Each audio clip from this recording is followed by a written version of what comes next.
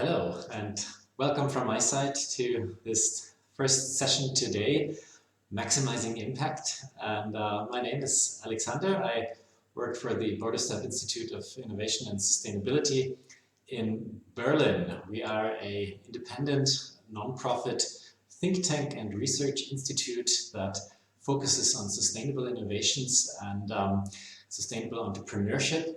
And we try to advise policymakers on how to design more sustainable policies, but we also help entrepreneurs, startups, initiatives to build more sustainable business models.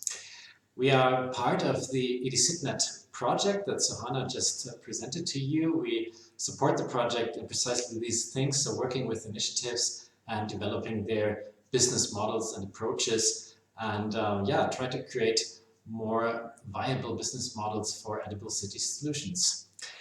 I'm very happy to be here today and take part in this workshop and take the next 10 to 15 minutes with you to dig into the topic of the value proposition. It's a very crucial part of every business model, and I'm very happy to share some of our insights, our views on this topic, and then in the next step to go into the breakout sessions with you and discuss what you're thinking about your specific cases.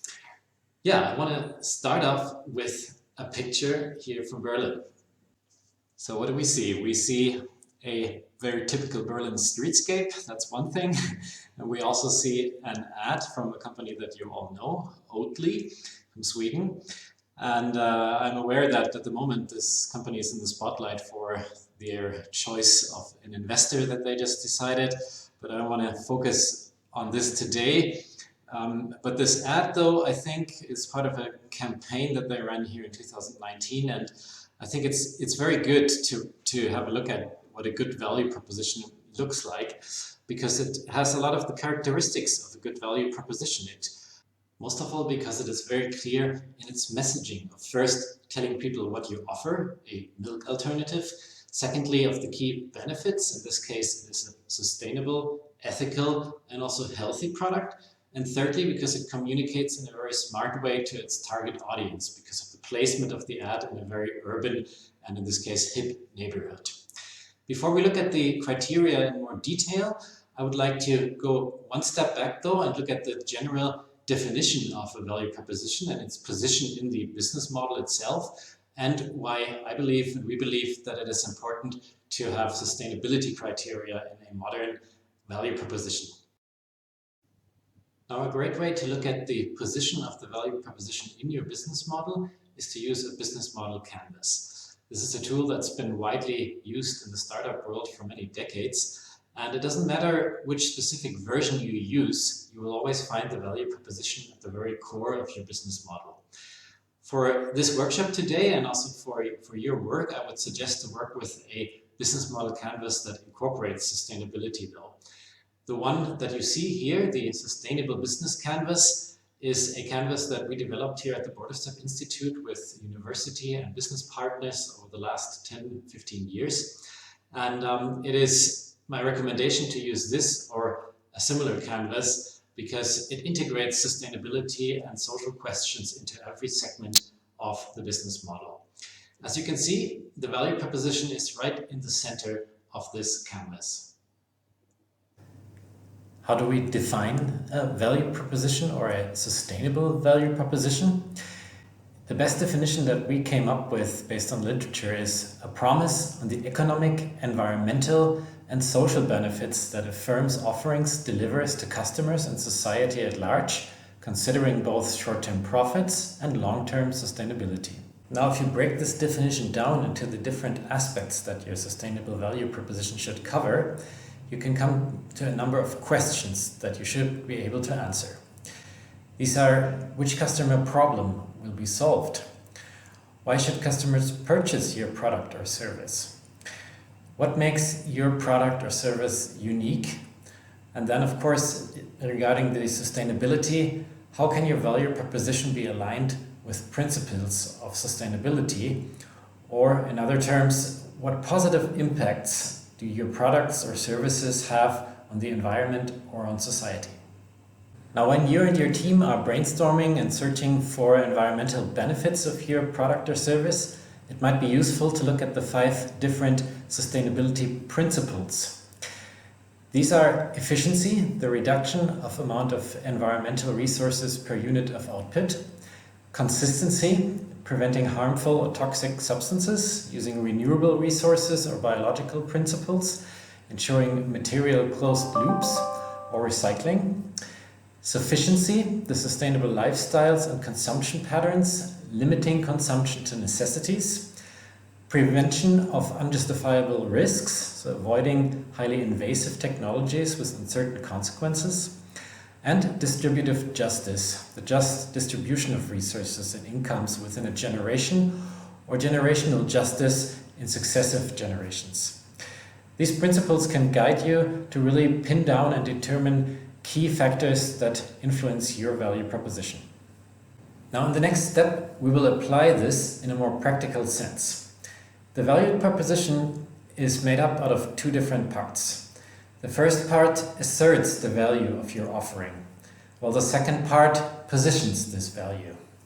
You can ask yourself different questions that you can see here. The first one is, for which target customer or beneficiary is your product aimed at? Who is in need, or who is the opportunity that you see?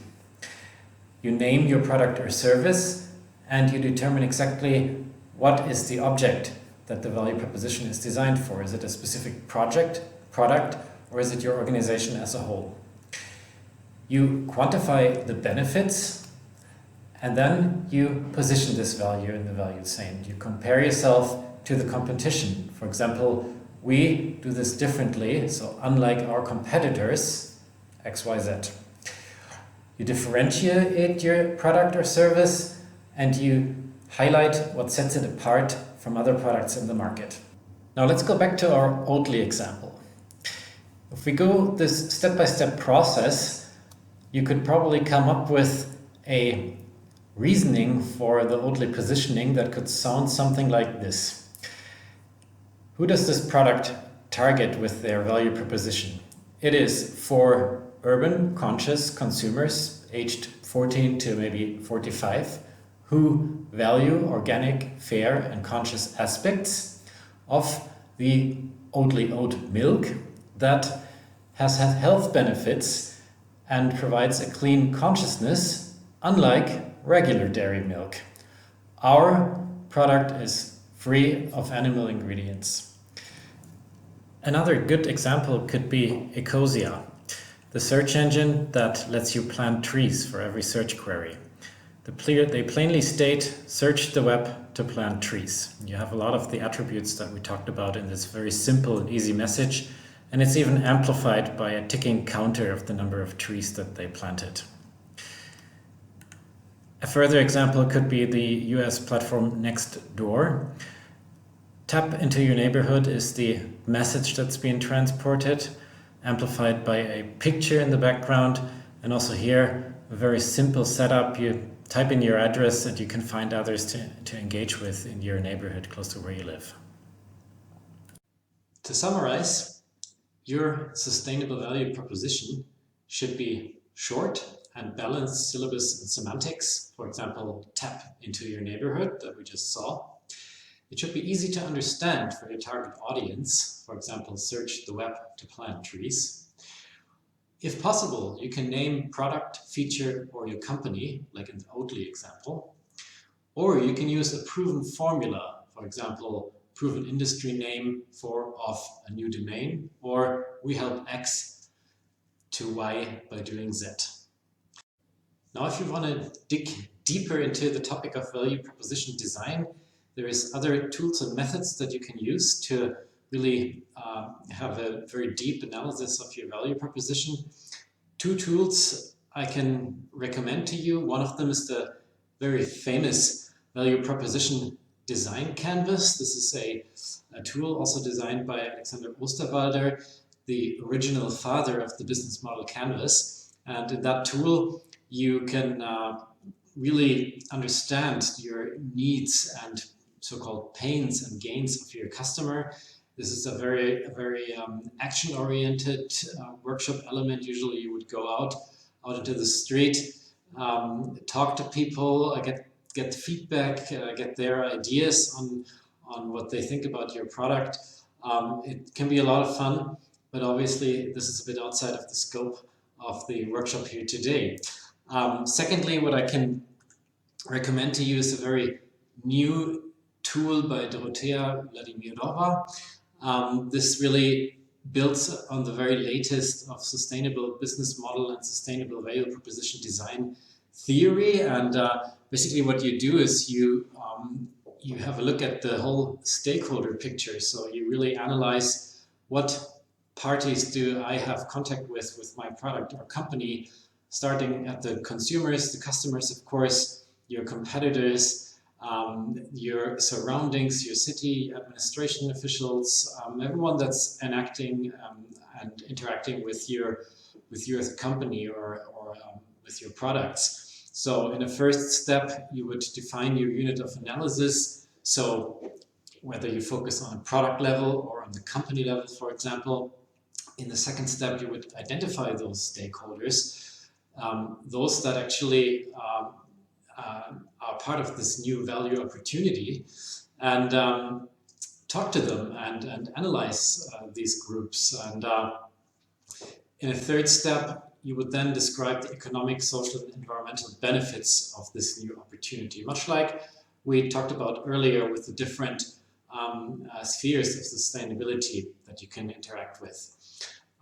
You would then describe the contributions from each stakeholder and finalize your value proposition from that. So I can very much recommend you to have a look at these two other methods, although they're outside the scope of this workshop here today, but nevertheless could really push you forward to define a very good value proposition. Yeah, we have reached the end of this first theoretical part of the session, and it is now time for your exercise part. And you will split up into groups and basically try to discuss and answer three main questions. What, so what, and now what? I hope I gave you some good overview of the theoretical backgrounds to the sustainable value proposition, some of the methods and tools. And I will also join into one of these groups and of course be there for your questions throughout the whole day and also after that.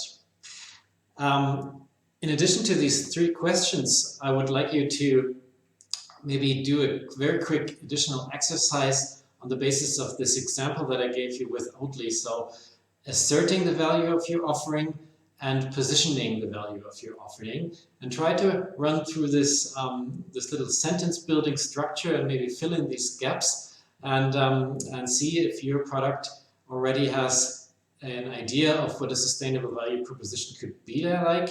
And if you don't have a developed value proposition, this might be a good starting point for your discussion.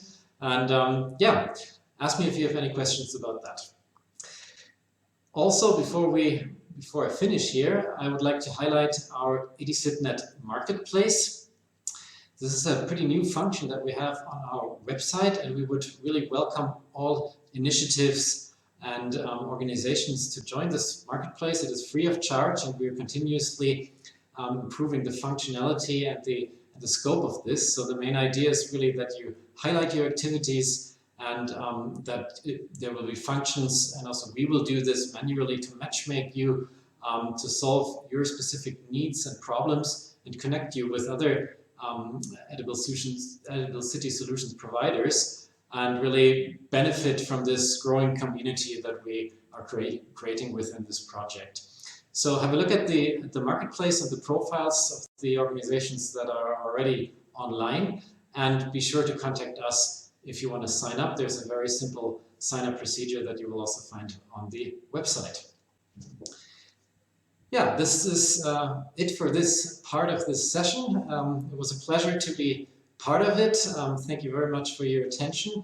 And I wish all of you a lot of success with the further workshops today, and also, of course, in general with the development of your ideas and organizations. And yeah, I'd be happy to talk to you and be very sure to be contacting me if you have any questions in this regard. Thanks a lot.